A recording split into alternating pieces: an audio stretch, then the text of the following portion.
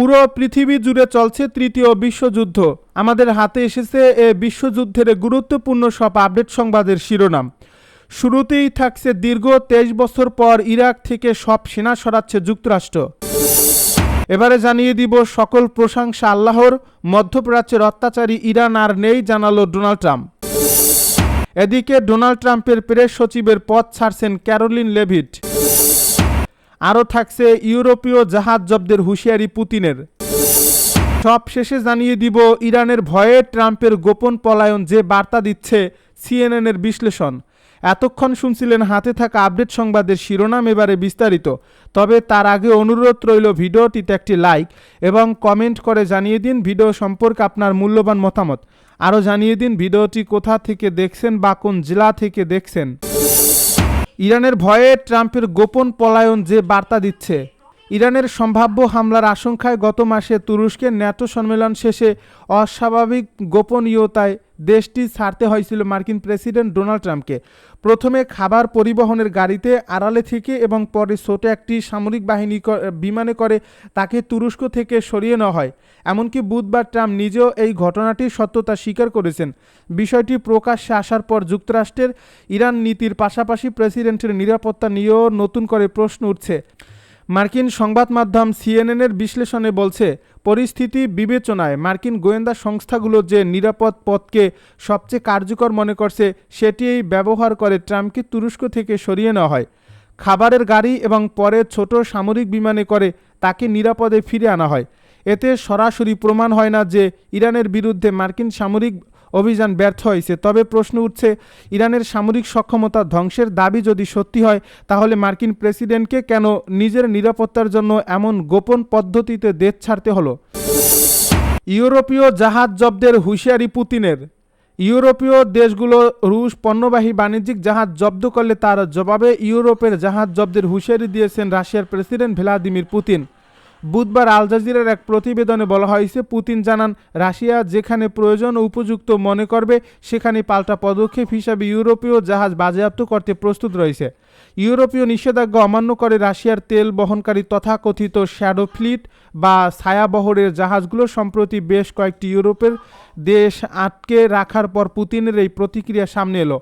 ইউরোপীয় ইউনিয়নের পাশ হওয়া নতুন নীতি অনুযায়ী জব্দ করা তেল বা অন্যান্য পণ্য বিক্রি করার অধিকার দেওয়া হয়েছে, যাকে পুতিন জলদস্যুতা ও ডাকাতি বলে আখ্যা দিয়েছেন।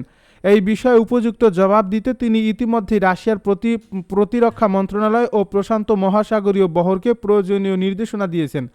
একই অনুষ্ঠানে পুতিন সামরিক জোট ন্যাটোর বিরুদ্ধে এশিয়া প্যাসিফিক অঞ্চল এবং আর্কটিকে নিজেদের প্রভাব বিস্তার করে উত্তেজনা বাড়ানোর অভিযোগ তোলেন। তিনি জানান, রাশিয়ান সীমান্তের কাছে নতুন সামরিক রাজনৈতিক জোট গঠনসহ নতুন নতুন অস্ত্র ব্যবস্থা মোতায়েন করা হচ্ছে, যা রাশিয়ার নিরাপত্তার জন্য বড় ধরনের হুমকি তৈরি করছে। প্রশান্ত মহাসাগরে রাশিয়ার এই নৌমহড়া অনুষ্ঠিত হচ্ছে যুক্তরাষ্ট্র ও দক্ষিণ আফ্রিকার আসন্ন যৌথ সামরিক মহড়ার ঠিক এক সপ্তাহ আগে। এই অঞ্চলে উত্তেজনা বৃদ্ধির পেছনে পিয়ংইয়ং এবং মস্কোর মধ্যকার সামরিক সহযোগিতা বৃদ্ধি পাওয়াকে দায়ী করছে কিয়েভ ও সিউল। ডোনাল্ড ট্রাম্পের প্রেস সচিবের পদ ছাড়ছেন ক্যারোলিন লেভিট। চলতি মাসের শেষে হোয়াইট হাউসের প্রেস সচিব পদ থেকে সরে দাঁড়াচ্ছেন ক্যারোলিন লেভিট। বুধবার এক ঘোষণার মাধ্যমে এই তথ্য জানিয়ে মার্কিন প্রেসিডেন্ট ডোনাল্ড ট্রাম্প। ফরাসি বার্তা সংস্থা এএপির এক প্রতিবেদনে বলা হয়েছে, পদত্যাগ করলেও লেভিট ট্রাম্পের একজন জ্যেষ্ঠ উপদেষ্টা হিসেবে দায়িত্ব পালন করে যাবেন। মাত্র 28 বছর বয়সে মার্কিন ইতিহাসের সবচেয়ে কম বয়সী প্রেস সচিব হিসেবে দায়িত্ব পালন করা লেভিট ট্রাম্পের অত্যন্ত অনুগত ও অনড় সমর্থক হিসেবে পরিচিত পান। প্রেস ব্রিফিংয়ে সাংবাদিকদের সঙ্গে তার তপ্ত বাকবিতণ্ডা এবং ট্রাম্পের পক্ষে আক্রমণাত্মক ভূমিকা বেশ আলোচিত ছিল। সামাজিক মাধ্যমে ট্রাম্প জানান, লেভিট তার ছোট শিশুদের ও পরিবারকে আরও বেশি সময় দেওয়ার সুবিধার্থেই মাসের শেষে পদ ছাড়ছেন। ট্রাম্প আরও উল্লেখ করেন, লেভিট এখন তার অন্যতম শীর্ষ বাইরে থেকে পরামর্শদাতা ও রিপাবলিকান পার্টির ভেতরে প্রভাবশালীর কণ্ঠস্বর হবেন। সকল প্রশংসা আল্লাহর, মধ্যপ্রাচ্যের অত্যাচারী ইরান আর নেই জানালো ডোনাল্ড ট্রাম্প। ইরানকে মধ্যপ্রাচ্যের অত্যাচারী হিসেবে অভিহিত করেছে যুক্তরাষ্ট্রের প্রেসিডেন্ট ডোনাল্ড ট্রাম্প। তিনি বলছেন, অত্যাচার ইরান আর নেই এবং তাদের সামরিক ও অর্থনৈতিক শক্তি ধ্বংস হয়ে গেছে। এর জন্য তিনি মহান আল্লাহর প্রশংসা করেছেন। বুধবার ট্রুথ সোশ্যালে ইরানের ক্ষয়ক্ষতি ও অর্থনৈতিক দুর্ব্যবস্থার কথা উল্লেখ করে পোস্ট দেন ট্রাম্প। তিনি বলেন, হরমুজ প্রণালীর পূর্ণ নিয়ন্ত্রণ যুক্তরাষ্ট্রের কাছে। আমি মনে করি আমরা এটি ধরে রাখতে পারব। আমাদের নৌ অবরোধকে লৌহ দেওয়াল হিসেবে বলা হচ্ছে আর ইরানের এ ব্যাপারে কোনো কিছু করার নেই। মার্কিন প্রেসিডেন্ট বলেন, তাদের কোনো নৌবাহিনী নেই, বিমান বাহিনী নেই, তাদের বাকি সেনাদের বেতন বাকি রয়েছে। ইসলামিক বিপ্লবী গার্ড বাহিনী ব্যাপকভাবে ক্ষতিগ্রস্ত হয়েছে এবং তারা পালিয়ে যাচ্ছে আর তাদের নেতৃবৃন্দ সর্বোচ্চ পর্যায়ের অনিশ্চিত।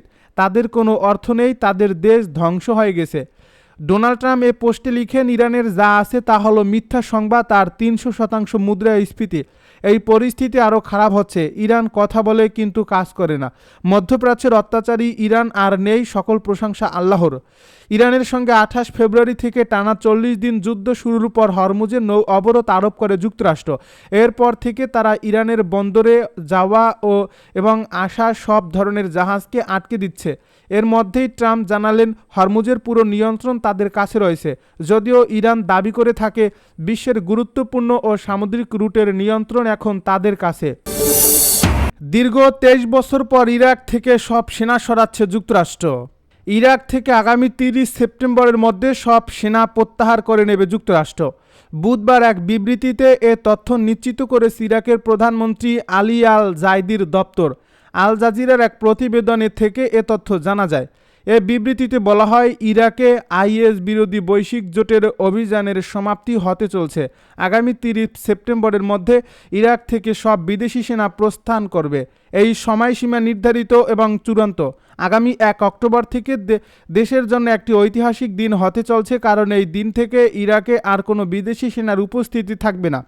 এ বিবৃতিতে উল্লেখ করা হয়, যুক্তরাষ্ট্রের প্রতিরক্ষা বাহিনীর কেন্দ্রীয় কমান্ডো সেন্টকমের কমান্ডার জেনারেল ব্র্যাড কুপারের সঙ্গে প্রধানমন্ত্রী আলী আল জাইদির বৈঠকের ভিত্তিতে নির্ধারণ করা হয়েছে মার্কিন সেনাদের প্রস্থানের এই ডেডলাইন বা সময়সীমা। জানা যায়, বুধবার মার্কিন সেন্ট্রাল কমান্ডের কমান্ডার জেনারেল ব্র্যাড কুপারের সঙ্গে বৈঠকের পর ইরাকি প্রধানমন্ত্রীর কার্যালয় এ বিবৃতি দেয়।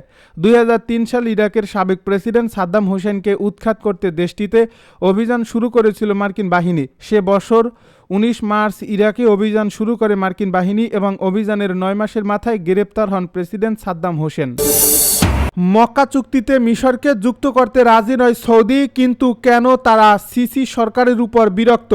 তুরস্ক ও পাকিস্তানের সঙ্গে গত সপ্তাহে স্বাক্ষরিত প্রতিরক্ষা চুক্তিতে মিশরকে অন্তর্ভুক্ত করার বিরোধিতা করেছিল সৌদি আরব। মিশরকে চুক্তিতে অন্তর্ভুক্ত করার পক্ষে তুরস্ক জোর দিলেও সৌদি আরব এতে রাজি হয়নি। ওই আলোচনার বিষয়ে অবগত 3টি সৌদি সূত্র মিডল ইস্ট আইকে কথা জানিয়েছেন। ওইসব সূত্রের একজন সৌদি রাজপরিবারের সাবেক এক জ্যেষ্ঠ উপদেষ্টা তিনি বলেন, রিয়াদ চায়নি মিশর অন্তত এখনই এই চুক্তিতে যোগ দিক। বিষয়টি স্পর্শকাতর হওয়ায় 3 সৌদি কর্মকর্তার কেউই নাম প্রকাশে রাজি হয়নি। তারা প্রত্যেকে বলেছেন, মিশরের প্রেসিডেন্ট আবদেল ফাত্তাহ আল সিসির সরকারের প্রতি অসন্তোষ থেকেই সৌদি আরব এমন অবস্থান নিয়েছে। রিয়াদের ধারণা, একসময় মিশরের যে কৌশলগত ও সামরিক গুরুত্ব ছিল তা এখন আর নেই। মুসলিমদের পবিত্র নগরী মক্কায় গত শুক্রবার সৌদি আরব, তুরস্ক ও পাকিস্তানের মধ্যে মক্কা যৌথ প্রতিরক্ষা চুক্তি স্বাক্ষর হয়। এই চুক্তি অনুযায়ী যে কোনো একটি দেশের উপর সশস্ত্র হামলাকে 3 দেশের সবার উপর হামলা হিসাবে বিবেচনা করা হবে। সৌদি কর্মকর্তারা একে যৌথ প্রতিরক্ষা সক্ষমতা জোরদারের একটি ব্যবস্থা হিসাবে উল্লেখ করেছেন।